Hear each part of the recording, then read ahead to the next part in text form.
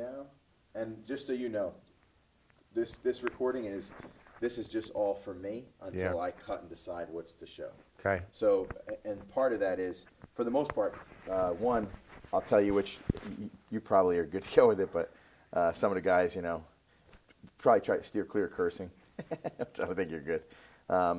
If the occasional ass or shit gets in there, not a big deal. An F-bomb would be a deal breaker. Ass or shit won't. But you can take it out, right? Not really, in a way, because it'll bleep or it'll look funny. People will know like what you did. Well, or you just cut that section out. That section. But if it's like a great thing that you're talking about, bad. And an ass or shit, you got to cut it out. Oh yeah. So it depends. There's a little bit of a gradient. Yeah. But thanks for telling me. And then the other thing is, conversation just stays to you and me. Don't worry about looking into the lens. What else? In the beginning, I'm just going to do like a slate just to say, you know, name, rank, position, and that stuff probably won't go in. And I'll choose like once we get started on the interview. And I'm glad you did that, because everything you do, moving your hands around, is good to go, except for if you were to do like, if you ask me, I really think, because what happens is I'll hear that on the microphone like an earthquake. Oh. Yeah, because the mic's right there. That's pretty funny. Yeah, so anything else you do movement-wise is fine. Yeah, I was just making sure my collar was down. And I'm probably going to move the mic up just have a little cough, and you'll have to deal with that. You're good. Yeah, 1, 2, 3. Yep, all set. All right, so if we start out just on that note, if you want to just tell me names, spelling, rank, and your position. Stephen Rush, Stephen, last name Rush. And I am a flight surgeon for the 103rd Rescue Squadron. Perfect. That's all just for the formality for a slate. Probably won't even use that. Definitely won't use that. But now we'll get into actually the real conversation. This is where, from here forward, I'm probably hoping to use as much of this as possible, like start to finish. If there's a reason that you get into something or whatever, then we could always extract, cut something out or whatever. But for the most part, I'm trying to keep them contained. And it's a conversation, so nothing, whatever. So on that note, if you could tell me where you were on April 24th when you first got news that we were going to be involved in this and might get tasked with this mission. So I was on vacation with my wife for my mother-in-law's birthday in Alabama. I was in a hotel in Birmingham, Alabama, on my cell phone. And how did you find out the news? So first, Chief Rittberg sent me a text, hey, there's a mission spinning up. I checked in with the team. And then I spoke to Major Bogle, and he told me about what was going on. And at that stage, I know one of the big critical pieces where you played a big role is that just the way this works, the funneling of that mission, and hearing Major Bogle speak about how the ship themselves actually first called their insurance provider, who then called the manufacturer, all these kinds of crazy things. Eventually, it came down to that it found its way to the Boston RCC. And also we'll try to avoid acronyms as much as possible. The Rescue Coordination Center. And then at that stage of the game, it was almost like advocating on behalf of the capabilities of the team versus the Canadian vessel. So how did that conversation unfold, and what was that experience like? So when I spoke to Major Bogle, he said that there was uncertainty as to what was going on and who was going to be launched. And he asked me to speak to the Boston Rescue Coordination Center on behalf of the team. So we already had this experience about, I don't remember exactly, about 8 months ago with the Cape Coral mission, when they asked me to speak to the Coast Guard Rescue Coordination Center. And surprising as it was to me, the Coast Guard did not have full visibility on what our capabilities were. So as you know, the Coast Guard could handle rescues up to about 250 miles offshore, and then we pick up where they leave off because our helicopters can refuel and we could extract the patients. But the other thing is, in far distances, obviously we could send the C-130s with the PJs, so they could parachute out and get there a lot faster than if any helicopter was going to the scene. So the Coast Guard, I got put on the phone with the Coast Guard 06 in that case on the Cape Coral, and he had no idea who we were. He had no idea what our capabilities were. And as soon as I explained it, he called the Air Force RC Rescue Coordination Center to launch, ultimately, Moody. So in this situation, I'd already been through this, and I knew what the story was. And basically, the Rescue Coordination Center is manned by Coast Guard officers who are not medical experts. Excuse me. They did not have a flight surgeon with them. So they gave me a list of the patients, their vital signs, their clinical status, and then I explained what our capabilities were, which were essentially the ability to jump into the ocean and board a ship and take care of severely burned patients. That's something that we train for. And at that time, they informed me there's a Canadian ship that has a physician's assistant that was about 12 hours away. And you know how this business works is 12 hours becomes 24 hours. Plus, they got to deal with boarding the ship and getting the patient off of the other vessel onto the Canadian Navy ship, or getting the PA, the physician's assistant, onto the Tamar. So none of that was worked out, and those are not SOPs that those ships have, ship-to-ship boarding that I'm aware of. And the Navy probably does, but to get medical assets, I'm not sure how that works. So I said, number one, our planes are spun up, you know, things worked in our favor, we're ready to go. You know, Major Bogle made sure to let me know that they were good to go in 2 hours. So they were going to be essentially 7, 8 hours or 10 maybe from getting to the patient. The Canadian ship was 12 to 24 hours away, and we didn't know what their medical capability was. So if they had a single physician's assistant, this would have overwhelmed that person, even if they were trained in burn care, because each patient in the beginning requires 2 to 3 providers for a series of hours until we stabilize the patient, and then people have to go to sleep and take a rest while the other person works and then take shifts. So after I considered the status of the patients and the other options of the Canadian ship, I said, quite frankly, you need to launch the 106 rescue wing. And that was how that happened. And they said, okay, we're going to launch you guys. And the interesting thing was, this is all new to us. You know, and on our team, a couple of the combat rescue officers have worked hard to develop these relationships. So for me as a flight surgeon, we don't have it someplace in a book, Doc, hey, part of your job is to educate the Coast Guard as to our capabilities, and at the beginning of a rescue, help them make the decision essentially as to what asset they should use. So I've learned that I have enough expertise at this point from my experience with the squadron to have a good sense of risk mitigation and what are the appropriate things for us to launch on. So for instance, Moffett had a mission several months ago where they wanted to go launch for a guy with a fish hook in his arm. And I said, no, that's not what we parachute guys into the open ocean and then board a ship and take all those risks for. They just needed some antibiotics and pain meds, which they dropped to them. So this was a case where this is specifically critical care patients who have a chance of surviving over 3 to 4 days till they get to land of maybe 10 or 20%. And with the proper care, it's about 50%. So we give them a very significant improvement in survival odds. So that was the nature of the conversation. It was really educate them as to what we do and actually help them make the call as to what the right asset is to send. I think that's a lot of pieces in there that haven't really been touched on as much and people may not be aware of, is just that the level of care required and the amount of bodies and even hours. Because I know a lot of those guys, they left at like whatever time that they rolled out for work Monday morning, and it wasn't until almost 4 o'clock in the morning that they were able to push away and first start to rotate in a schedule and get sleep. So to that point, I guess that's a different capability that we have with numbers and experience. Could you speak to that and how that plays a factor in care for patients in this situation? Yeah, so one of the things that's really hard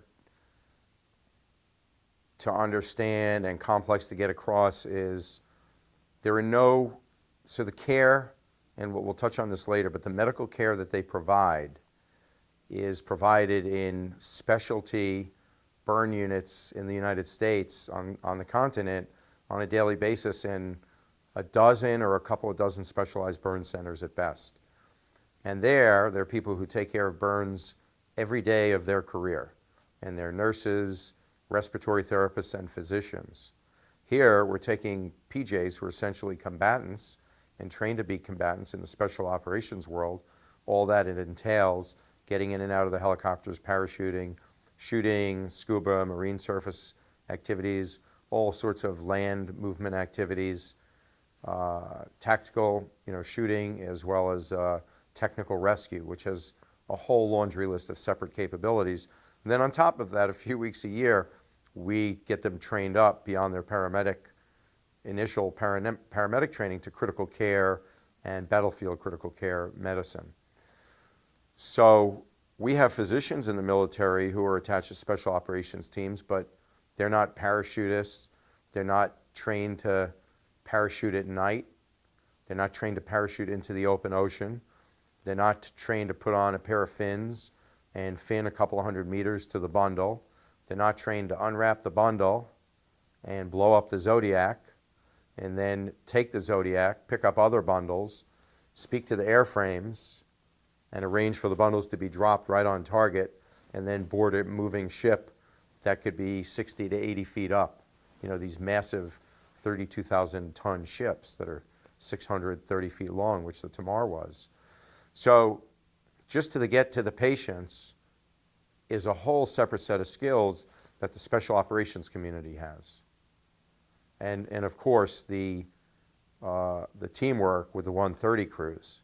This is all coordinated, and that's why we practice, and that's why every weekend we're at our drill weekends, that the PJs are jumping out of the C-130s and the loadmasters and the PJs work seamlessly.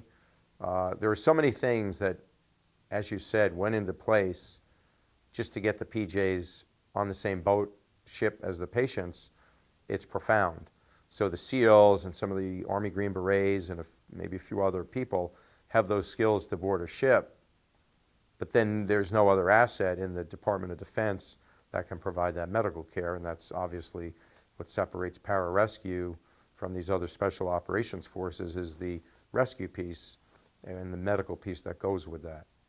So just to get to the point of putting a stethoscope on a patient and taking a temperature and getting a history and doing a physical exam, it was about 10 hours of essentially life-threatening skills, parachuting at night, zero illumination, 8-foot seas, and boarding a moving ship.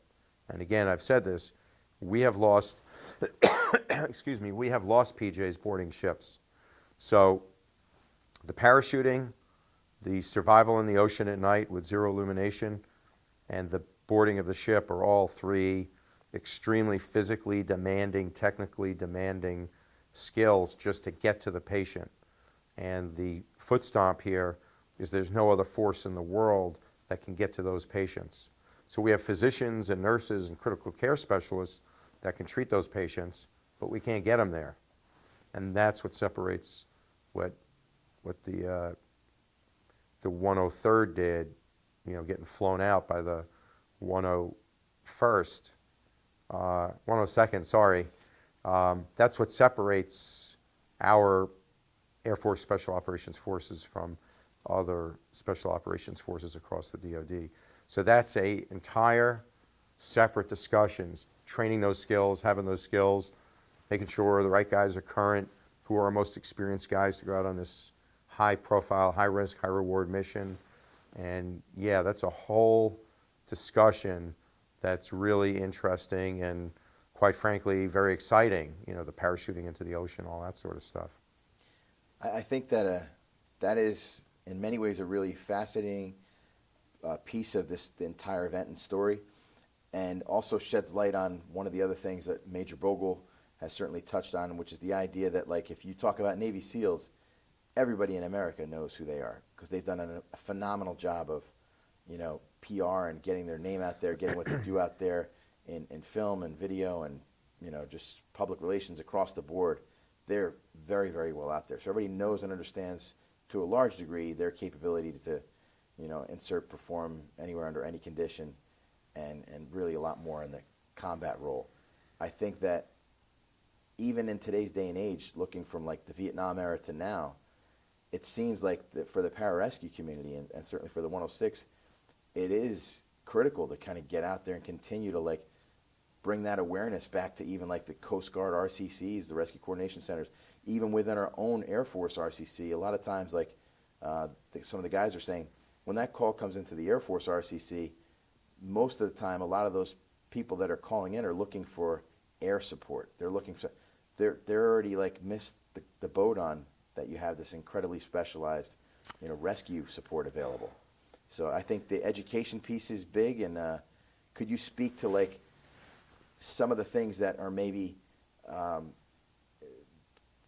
even separate this specific team versus the rest of the pararescue community in terms of like these guys have access to some of the finest hospitals in the world and have the ability to get some experience in those with the FDNY burn unit and some of those pieces if you could Right. talk about. So as a prelude to that, let me just say for those who don't know, pararescue has two communities. One is an Air Combat Command, which is rescue-centric. And again, our primary mission, the reason pararescue, Air Force Rescue was born to rescue downed air crew, of which there were so many in World War II. That was how the rescue service was born. So about half of our PJs are under the ACC side, called the Guardian Angel weapon system, which is dedicated to rescuing downed air crew. So when we have our pilots, our fighter pilots or close air support pilots or other pilots who are shuttling gear men and gas and all that kind of stuff to war, if God forbid they get shot down or they go down because of a mechanical, they know that they can rely on Air Force Rescue Service with the C-130s and the 60s and the PJs to come get them. So we are a force multiplier. We're an intangible for the pilots, knowing that we are never not coming for them. If we can locate them, we're going to get them, and they need to know that, and that's our primary mission. The other side of the house, on the AFSAC side, is called Air Force Special Tactics, and those PJs, instead of going out in a team of PJs, go out in onesies and twosies and provide technical rescue support services on the ground to the Rangers, the Green Berets, the SEALs, and other operators on the ground. So they provide an asset that nobody else trains to. And again, PJs are the only Department of Defense dedicated personnel recovery specialists. So that personnel recovery includes tactical, technical, and medical. So on the medical piece, there are a couple of things that are very interesting about the New York Guard team. One is a Guard team in general is going to be a little bit more mature than most of the active duty teams, because we get some people who come in straight to the Guard team where they basically get sworn in and come right to us, and that's how they found out about the Air Force and pararescue. But a lot of the people who work for us were on prior active duty teams. So they're young men who may have been single in the past or married earlier, and they did 6 years with an active duty team or several tours with active duty teams, and then they want to settle someplace where they'll have a little more continuity to raise their families. So that's the attractive thing about Guard and Reserve, is there's a little more continuity and stability and less moving around, PCSing and things like that. So right away from there, we have a more mature force, essentially. So the vast majority of people on our team, except for our new guys, of whom we have about 3 generations of new guys, all had combat experience in OEF.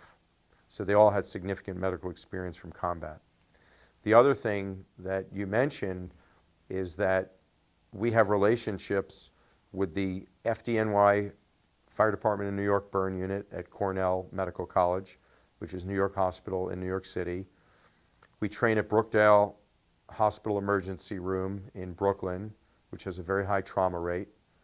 And then we have a relationship with North Shore University Hospital from Northwell Health System that gives us another couple of things. One is they have these very sophisticated simulation labs with $200,000 and $300,000 mannequins and double mirror rooms with microphones and professional instructors to teach the guys various scenarios in pediatric advanced life support and advanced cardiac life support, which is resuscitating people who have heart attacks, arrhythmias, things like that.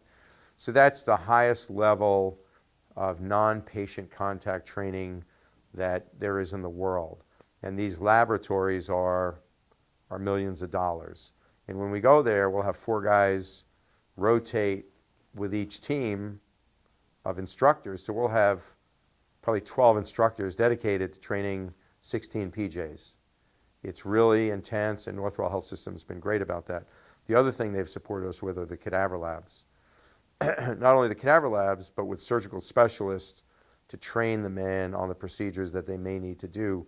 Again, not frequent, but life-saving techniques that are typically invasive, and those were 2 of the skills that we used on this mission, and rarely used in combat. So when we get to these burn patients, they're basically, the PJs are setting up an ICU. So they jump in, the monitor, the ventilator, and this is for each patient, monitor, ventilator, fluid warmer, suction machine, and oxygen. All the same setup when you go to an intensive care unit and see all the beeping machines behind a patient. They're parachuting in and then setting up in an austere environment. And it's not something they do every day. So those relationships which we've leveraged, that we've developed in the last 10 years, and I had during my career for 20 years, 25 years in New York, are the specialists that we lean on, who are very patriotic. They never say no to us, very patriotic, and that allows us to do our best to bring the best of American medicine to these rescues or, the battlefield. Our real goal is to be able to bring world-class medical care, because you go to New York City and you have about literally a half dozen hospitals that are world-class, where people come from around the world, like the Mayo Clinic, to come get care from certain specialists in New York City. And we have access to those people to both train us, but also I lean on them to help me write the protocols. So most protocols that exist in hospitals, I can't really transfer to the back of a helicopter or to a ship or the back of a C-130 or out in the dirt somewhere in some remote environment. So then we tailor it to what the guys can do, but trying to keep it at a standard that, if you went to NYU or Cornell or Columbia, it would be as good a care as we can give you in that situation, versus in the past, we would train at the local community college paramedic refresher. So we've tried to elevate it, and that's not to demean what we do in paramedicine in America. The paramedics get people to the hospital in a pretty quick amount of time. When we're out there, so on these missions, we're out there for days. And we're leveraging all those relationships, all that knowledge, and all that intellectual capital to support our mission on this base to bring New York City university-level medical care to these patients.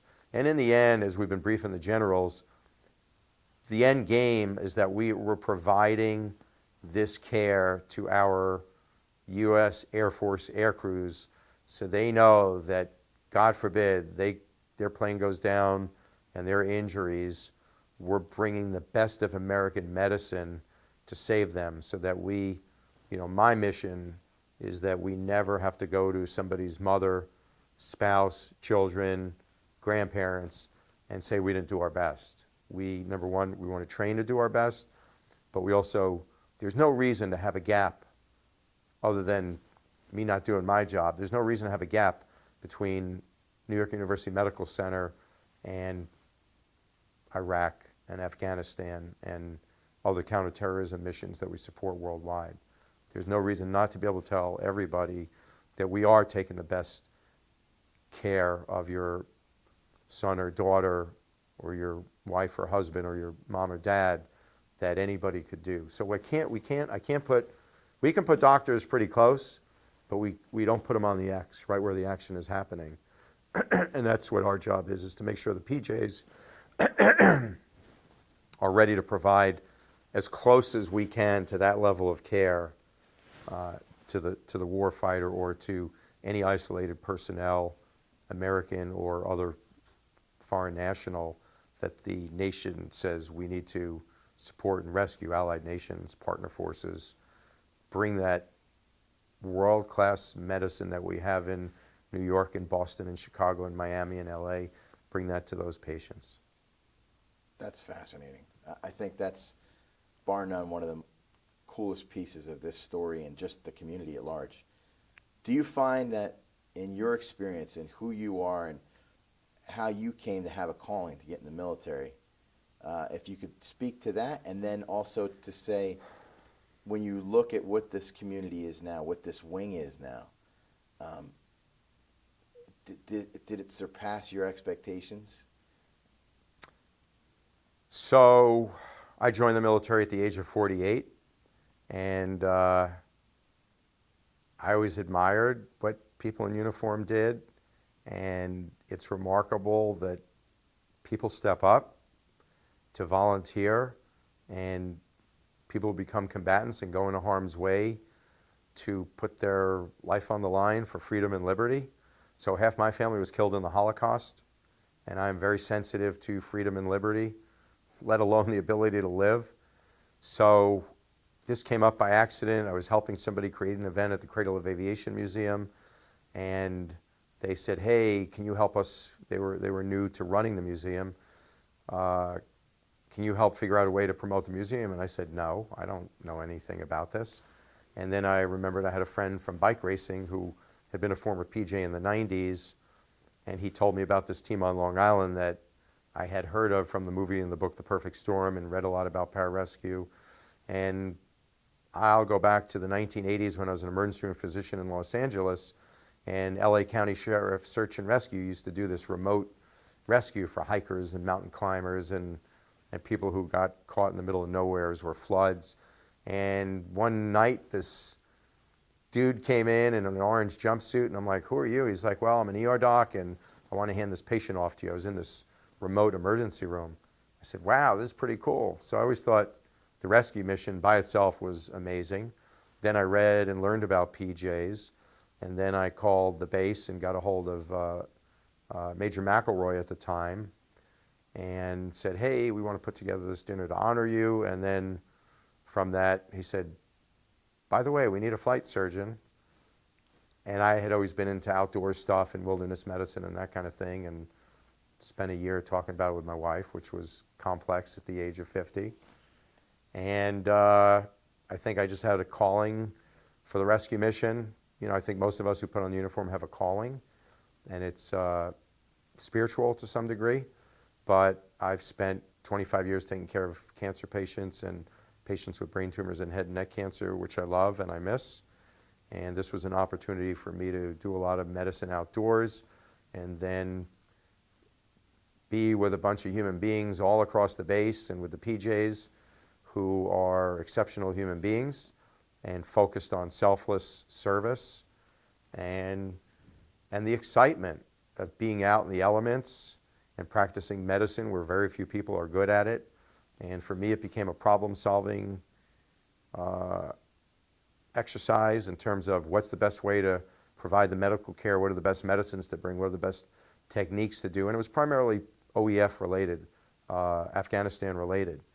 And then as I grew into my next role, which is my second hat, which is the Air Force Medical Director for Pararescue, I had the opportunity to work at the joint medical leadership level with the Rangers, the SEALs, and the Green Berets to work on policy on what are these best ways to do battlefield medicine. So my great opportunity to sit on the Tactical Combat Casualty Care Committee for the DoD allows me to write policy be involved in voting and writing policy for the Department of Defense. So I take what's best for the PJs and set that up in our handbook and our policy and procedures.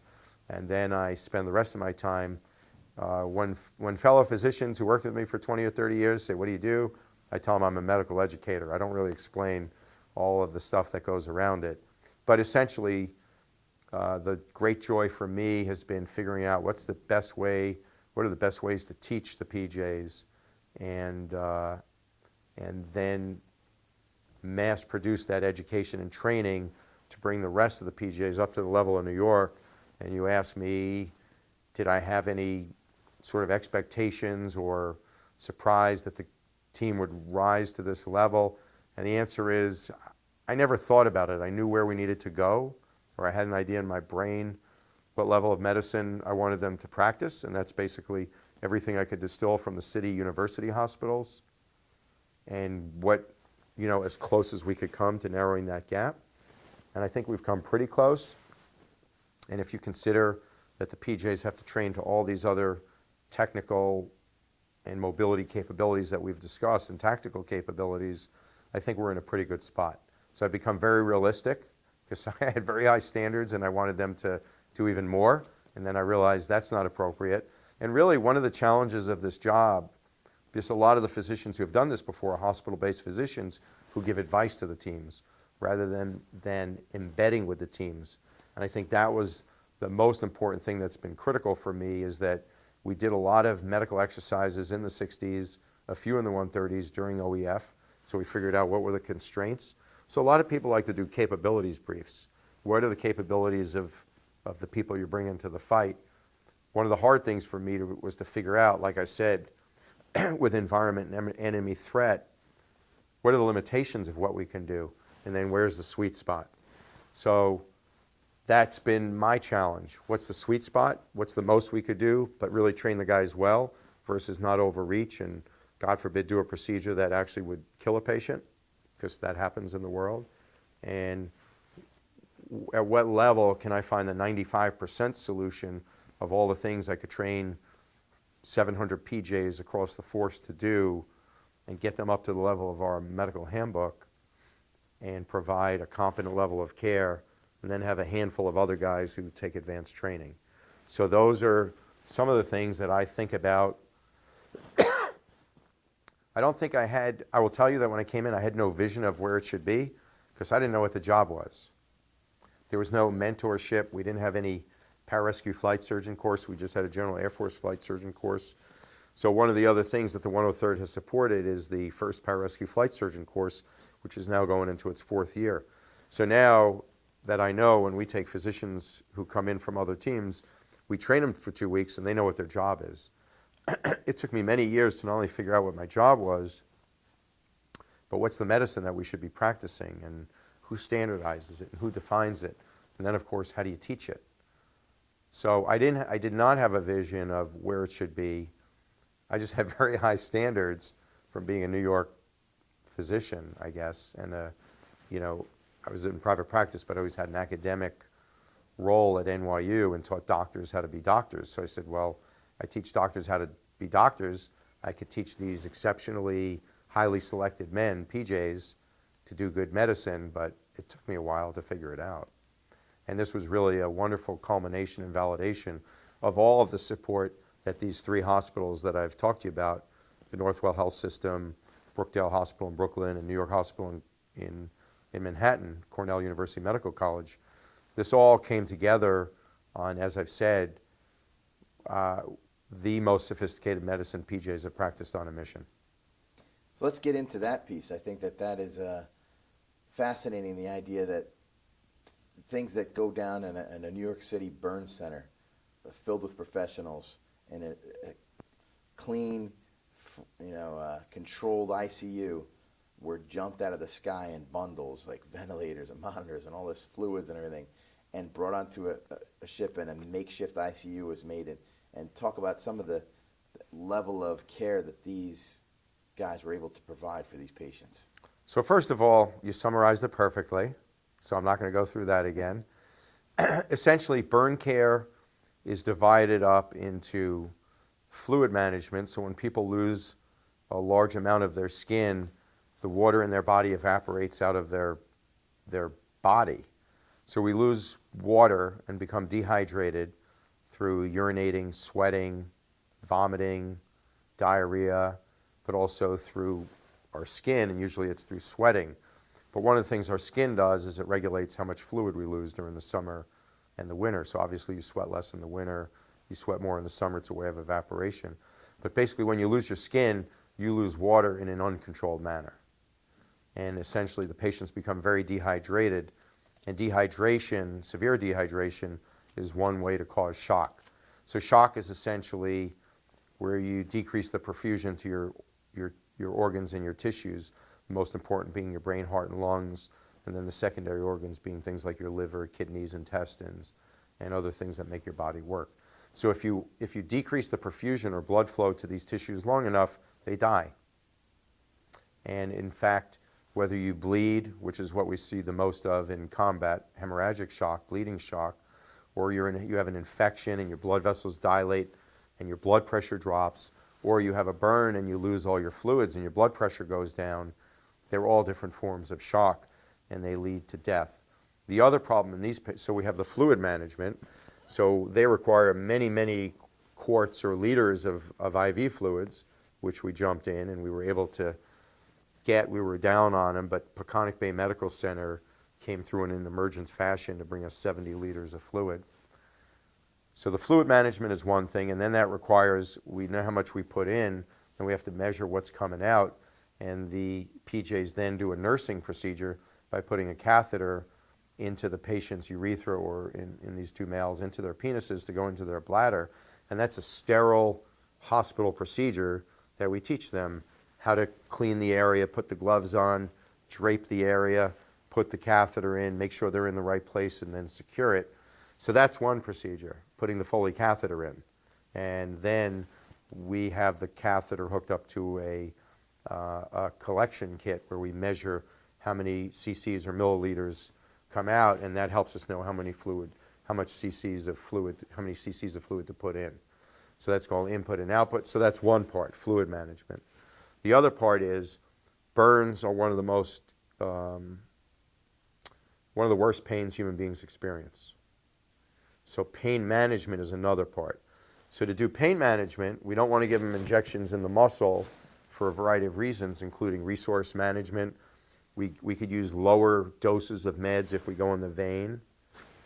So that's one. And then if the patient has low blood pressure, the distribution of the pain medicine to the brain is better if we go right into the blood system versus going into the muscle. We have to wait for it to absorb, and if the blood pressure is low, it gets absorbed unevenly and poorly. So there's another set of skills. Before we even get to the pain medicine is how we get into the vascular system. So in some instances, we're able to find a vein. In other instances, we use a procedure that we perfected on the battlefield, and that's called IO, or intraosseous injection. So in your bones, you have the hard part, but inside the bone is the bone marrow. Everybody knows what bone marrow is, and that's a cavity. And essentially, it's like a big vein. So we actually have a skill that the men become expert at from the cadaver lab at Northwell, where they go into the shoulder or the shin and put a needle in and get access to the vascular system or the blood system that way. So we used a combination of IV or intravenous access or intraosseous access on both patients. So there's another separate skill. And then we could give the pain meds. And then giving the pain medication, dosage, timing, route of administration is another separate skill. Beyond that, because these patients had burns to their head, essentially catastrophic burns to their head, and I could tell you the catastrophic because of the way they looked, but before we got on the ship, 2 patients died of airway obstruction. So the problem that they experience ultimately is airway obstruction, and they can either have a thermal injury, a heat injury to their throat and their voice box, so all the tissues swell up, just like you see tissue swell up in a burn, or they inhale toxic fumes which injure the lungs. So patients can go into respiratory failure because their lungs stop working well, or their airway is getting closed, in which case we need to bypass the obstruction by either putting a tube in through the throat into the trachea, the breathing tube, or if it's too swollen here, we actually have to make an incision in the neck, a surgical procedure to perform what we call a cricothyroidotomy, which is a surgical airway. And in fact, in these patients, we did one of each. So we were able to intubate the patients with video-assisted laryngoscopy, which is a very sophisticated procedure which we practice in the cadaver labs and operating rooms at Brookdale. And that worked on one of the patients, and the other patient, he was so swollen we couldn't even get in there, but we were able to look in, the PJs, I say we, the PJs were able to look in and see how swollen it was and know they needed to do a surgical airway. So one of the PJs began to do it, and there was a lot of swelling, and he got a little lost on the anatomic landmarks. And then another PJ came to take a look, and he had done 3 of these procedures in Afghanistan. I think he saved 1 or 2 of the patients with it, but he had already done 3 of these. Many, if not most, physicians in their emergency career as emergency room doctors, and many as surgeons, never even do 1 in their career. And Jordan on our team had done 3 in Afghanistan, and he just stepped in and did it and saved the guy's life. So those are the 2 things where people are dying in front of you, where they're losing their airway, and those are both skills that we practiced. One is we practiced in the cadaver lab. We practiced them both, but Jordan was able to step up because he had already done 3 in Afghanistan, and that's where this maturity as a human being, but also maturity as an operator, maturity as a medical provider comes in, that separates the guard a little bit from the active duty.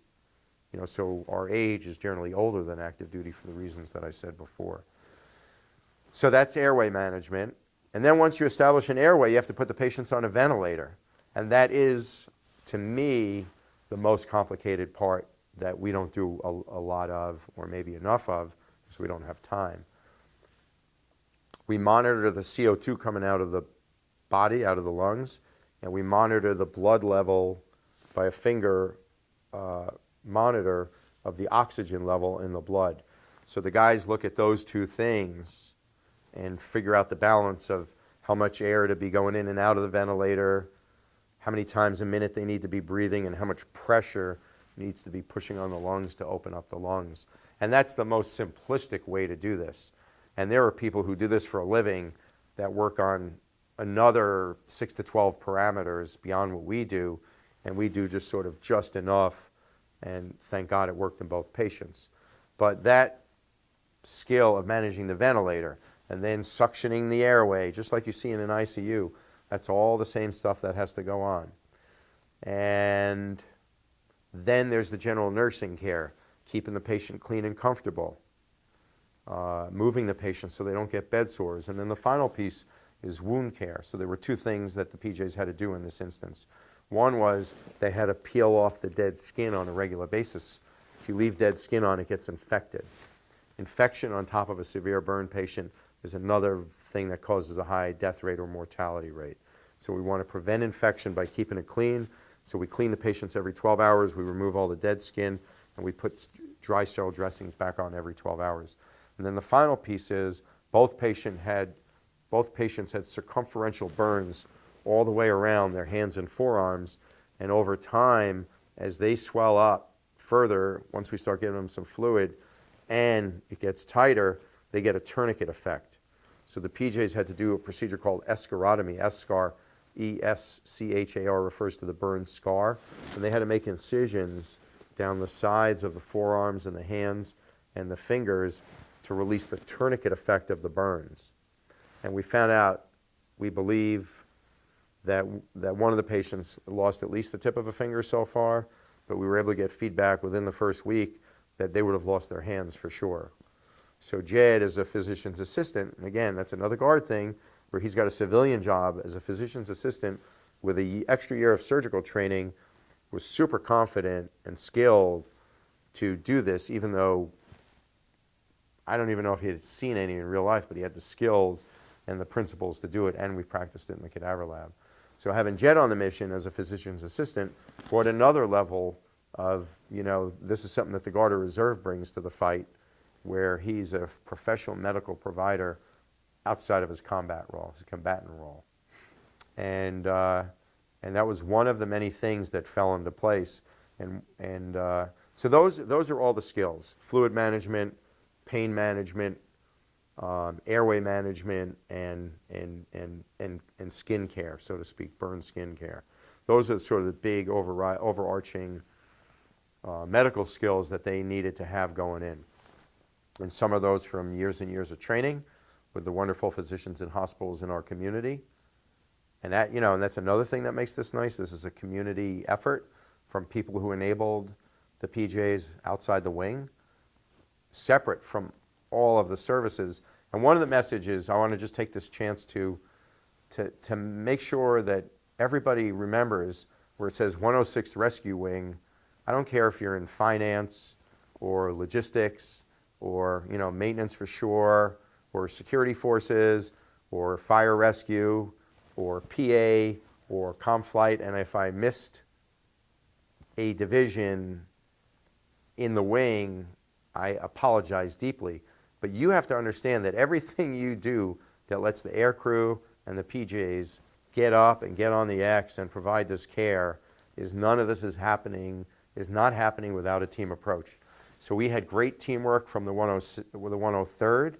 So the guys went out the door, but I will tell you, and I hope I don't get these ranks wrong, Captain Evans, Major Baker, Jeff Baker, who recently retired, Tech Sergeant Piccoli, Doug Freely. We have a series of guys in the 103rd, and Jess Berg, who did things behind the scenes, but also in the instances of Evans and Chris Baker, as combat rescue officers, we're trying to anticipate what was Major Bogle going to need next to make his job easier. So there were a series of people who did things to facilitate back at home station, and then Colonel Weinberger and everybody who was in the TOC, whether it was getting off the boat and getting home, or getting to the X, or what was the next step of getting the patients to the hospital, and working with the Coast Guard and the Portuguese Rescue Coordination Centers.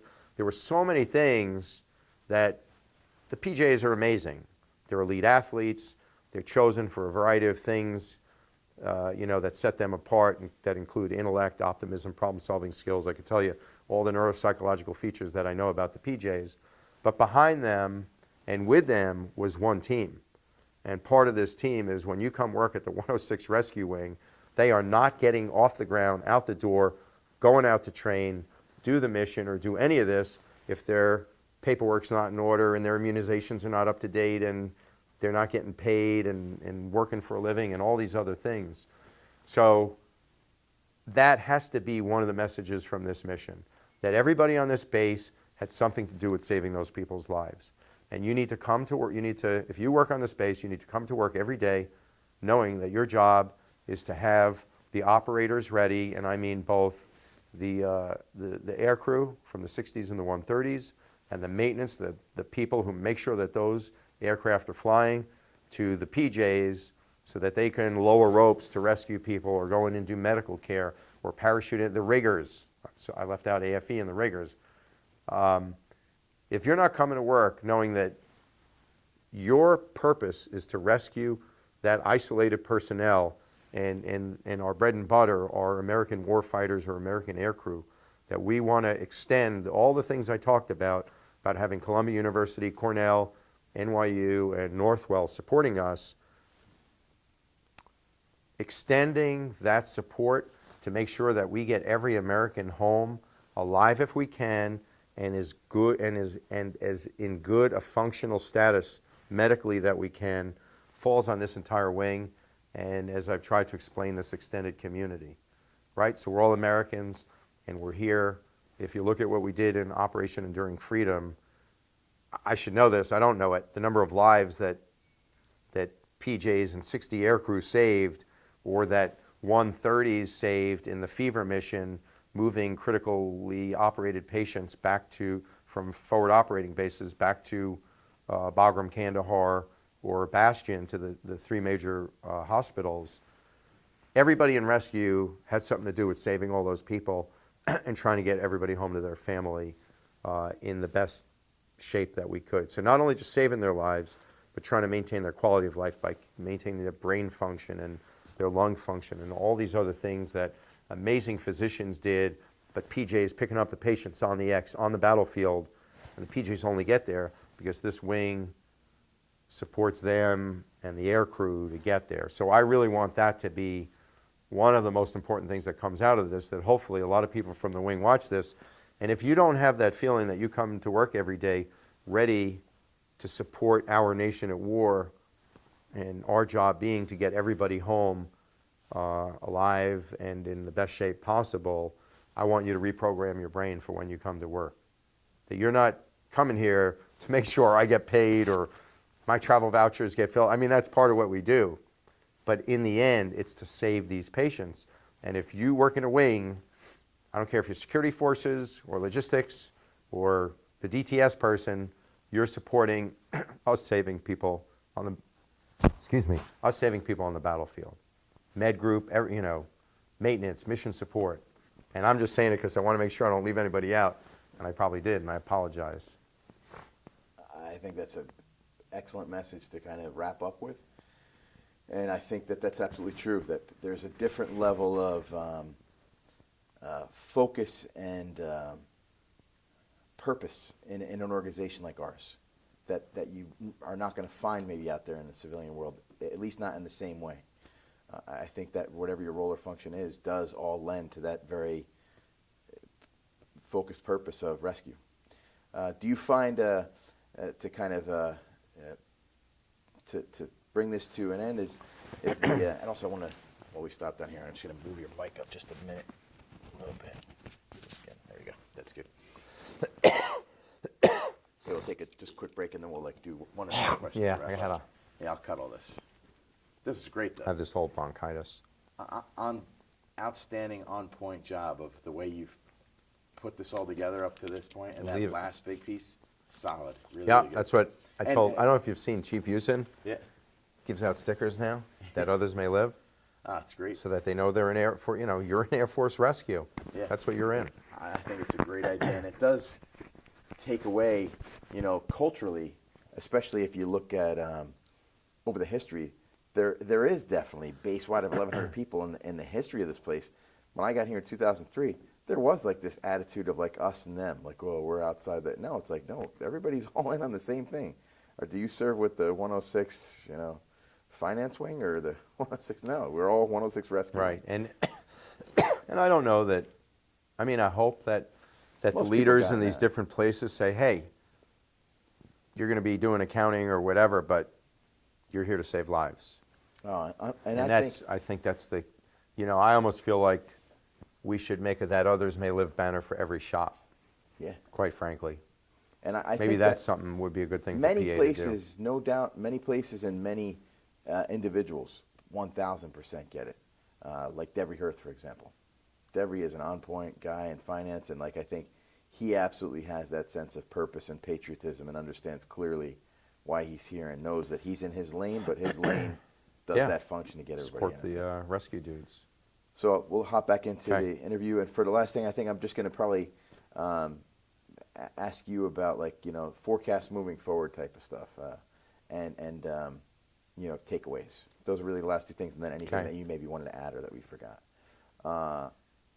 So I guess we'll get back into it, and we'll begin with just first, before we get into that, if you could just speak for a moment about your assessment of the actual 7 individuals. And I know you had talked to me before about the idea, it just is potluck that these are the 7 guys that went. Everybody in the squadron is trained up and ready to go and to do that, But, from the youngest and most junior guy, Michael Hartman, to the most senior, what was your takeaway on their performance? And obviously just the entire group, 18 that went out the door and whoever stayed back here to support. So,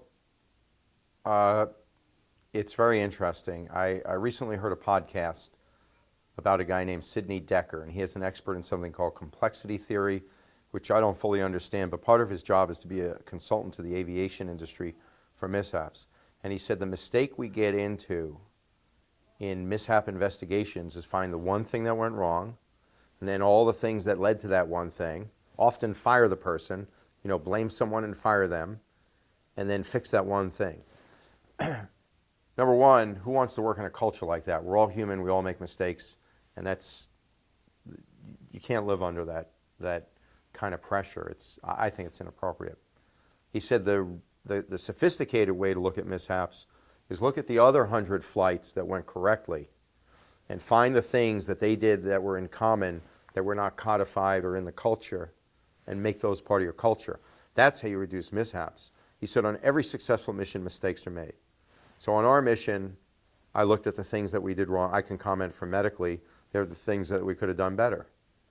But the totality of things that went right, the teamwork, the mix of men that were on the mission, the support of Baker and Evans and Piccoli and Jess Berg in the background, making things happen to make these guys look great,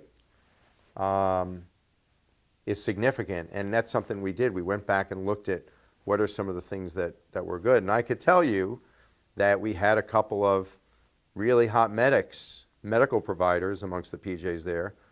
But we also parachuted into the open ocean in zero illumination with 10-foot seas. And we had Marty Vieira, who has 30 years of experience as an ocean lifeguard. And he said to me during one of the hurricanes in the last 4 years, "Doc, come on out. I'm going to go take a swim. I'm going to swim a mile." So I'm like, oh, he'll get out by the waves and swim along the shore, and it'll just be a little... First of all, I actually saw the lifeguards at Westhampton Beach go out, and I forgot which one it was. It wasn't Sandy, but it was one of the other hurricanes. And like, yeah, we're going to go out in the hurricane surf. And they came in huffing and puffing, and that was dangerous. We shouldn't have done that. The next day, Marty goes out, and he swims out a half mile like it was nothing. in fins and a bathing suit and a pair of goggles through hurricane surf, gets through the surf, and just goes for a swim, and so he doesn't out and back. He doesn't go along the shore. Mike Hartman, Smith Point Ocean Lifeguard. Sean Bogle, I always exaggerate it. I think he was a D2 swimmer, but D2 swimmer, surfer. Eric Blum, longtime Long Island surfer. If you were going to drop me out, if you're going to make me tandem, those are the guys. Forget the medicine, right? So we talked about the dangerous part in the beginning. Those are the guys that I want to make sure are coming to get me.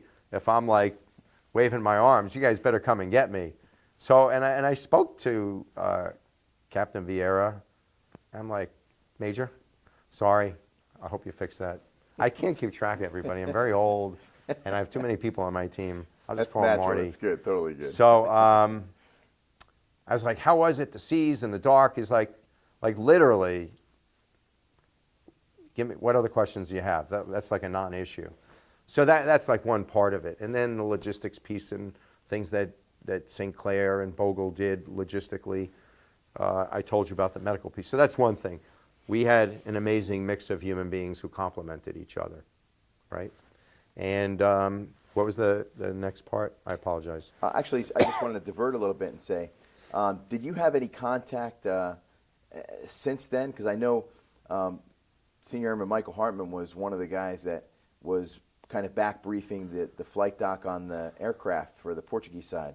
And he was kind of like walking him through procedurally everything that they had done and kind of giving patient status and updates. Had you heard anything medically from that side of the fence? So we've been working through a congressman's office in the Portuguese embassy, and we've hit a roadblock, so I don't have anything new. We're going to try and go back through the Slovenian consulate, who we got to meet in an exceptional ceremony, and find out about the young Slovenian. So we are, I'm just exhausting all these different networks and people, and the answer is we really want to find out, because obviously we want to know that these people lived for what we did, and we want to know that the things that we did, I want to do quality assurance and make sure, you know, is there anything we need to change, we should have done differently, or we didn't do enough, we were too aggressive, we weren't aggressive enough, and that's what we do in medicine. We always second guess ourselves, so we do a better job next time. I do think we did a good job, probably a great job, but I think we did a good job, and I am trying to get follow-up, and that's been complex. We've gotten some feedback through Facebook from one of the nurses, and that's an ongoing effort, to be honest. Gotcha. So if you could talk about, I guess, some of the things that you see in your role and for the benefit of the team and the community at large that were takeaways from this mission in many ways outside of just not utilizing the additional aircraft. This almost hit on every single thing that like pararescue does in the way of that idea of inserting anywhere and under any condition and providing that highest level of medical care. Yeah, one of the things, so if we say PJs have 5 core pillars of operations: fixed wing, rotary wing, tactical rescue, going in shooting, technical rescue, confined space, swift water, high angle, cold weather operations, altitude, you know, anywhere, any place on the planet. And then finally medical, the 5 pillars. Other than the shooting piece, although you can consider all the different movements they did between the different airframes and ships, tactical, they hit on the tech rescue because they had to lower the patients down 3 flights of narrow staircases in these packaged litters. So that was the tech rescue. They did the medical. They parachuted out. That's fixed wing airmanship. And then they hoisted off and took care of the patients for 3 hours in the helicopters. That's rotary wing airmanship. So they hit on 4 of the 5 major pillars because we weren't in combat. And the takeaway is we can do it. Is if we train correctly, we train enough, and that's always, you know, my job is to keep bugging everybody. Oh, let's train more. If we train correctly, we train enough, we validated that the guys can do this sophisticated level of care. Their parachuting and maritime stuff was all current, so they were good to go, and they were experienced. So the takeaway is we can do it. There weren't a lot of, and that's the beauty of this mission, is we didn't have a lot of takeaways of we really did poorly here. There are things that we definitely can do better the next time, but overall, the takeaway is that training and preparation matter, and it sets you up for success. And it's one of those things, I said, gee, everything sort of went pretty smooth. I mean, there were dangerous aspects to this, and there were life-threatening aspects both for us and the patients. But overall, I could have shown it to you all on the whiteboard back in the section. It was all planned out. It was a decade in the making of experience from Operation Enduring Freedom and all of the medical training that we've done on station, and the professionalism and seriousness from the air crew to the operators, battlefield airmen. And I think that's like any good job, is it goes off almost routinely in a way. And that's been my takeaway, is that, gee, there was no point where we got really hung up.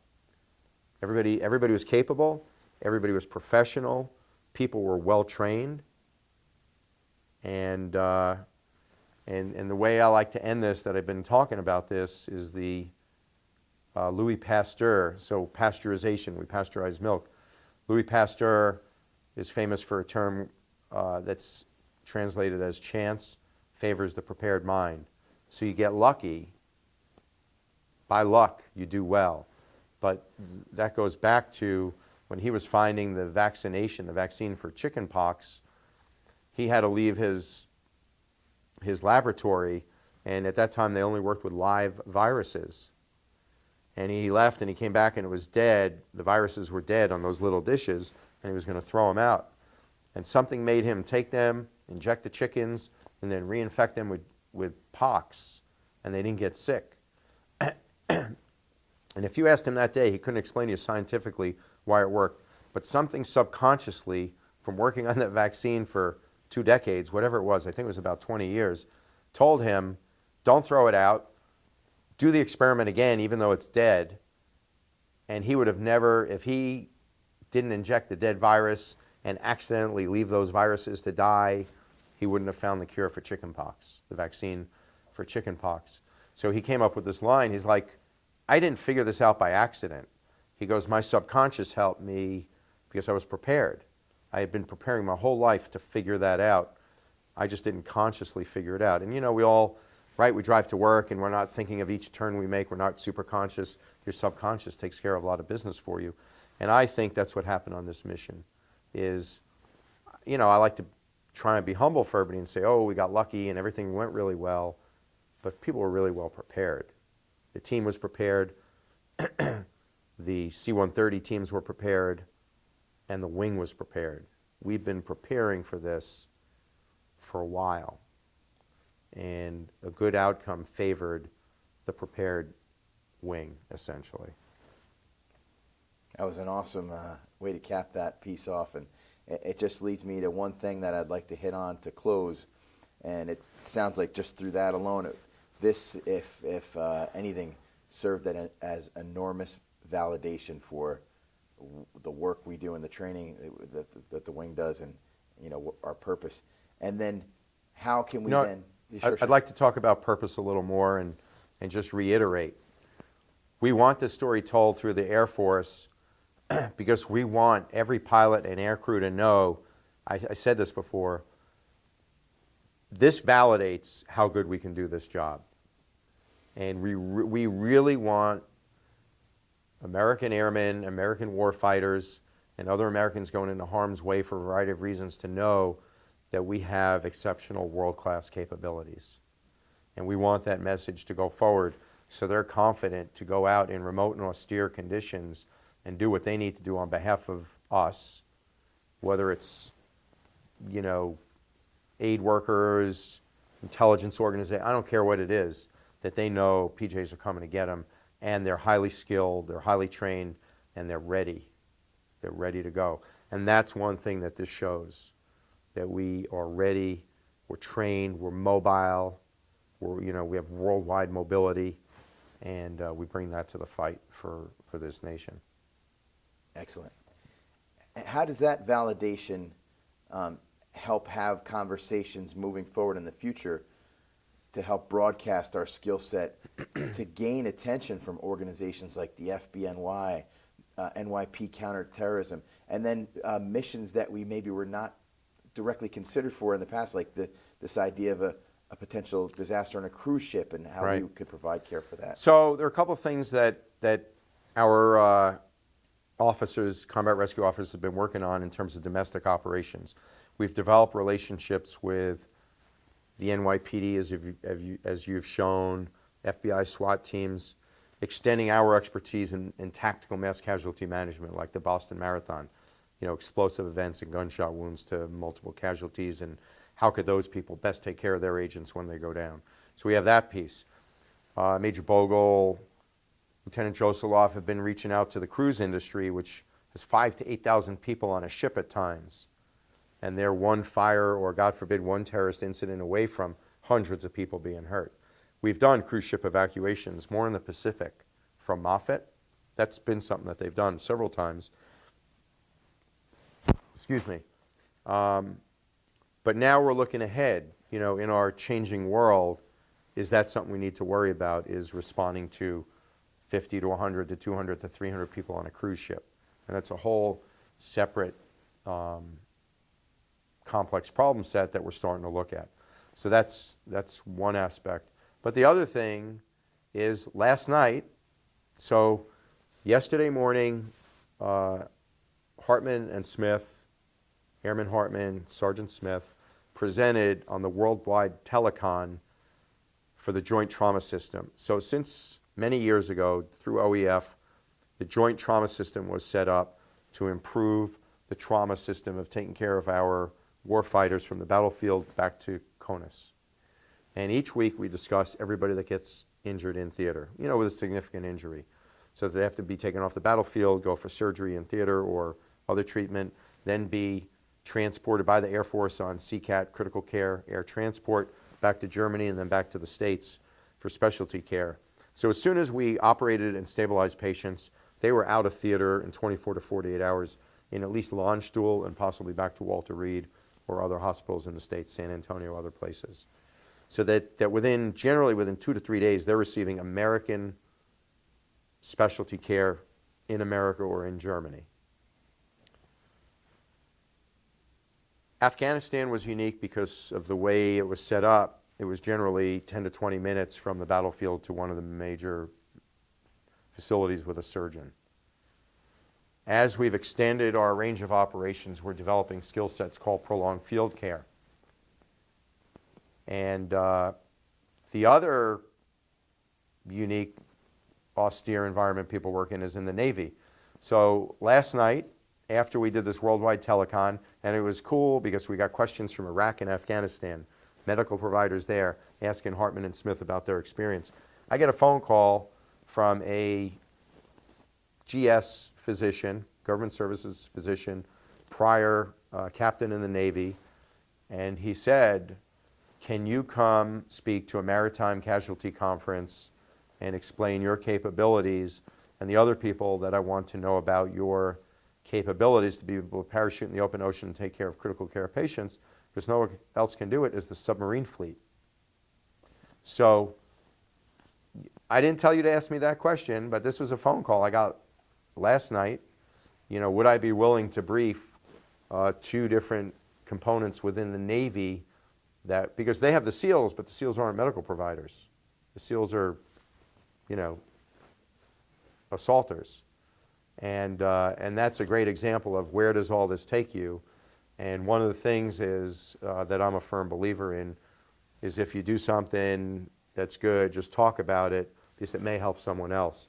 And if it turns out that in the end that we could help the submarine fleet so that they know, somebody gets appendicitis, they have a trauma, a fall, broken bone, head injury, or a burn on a submarine, that we could now bring this to the fight for them, that would be amazing.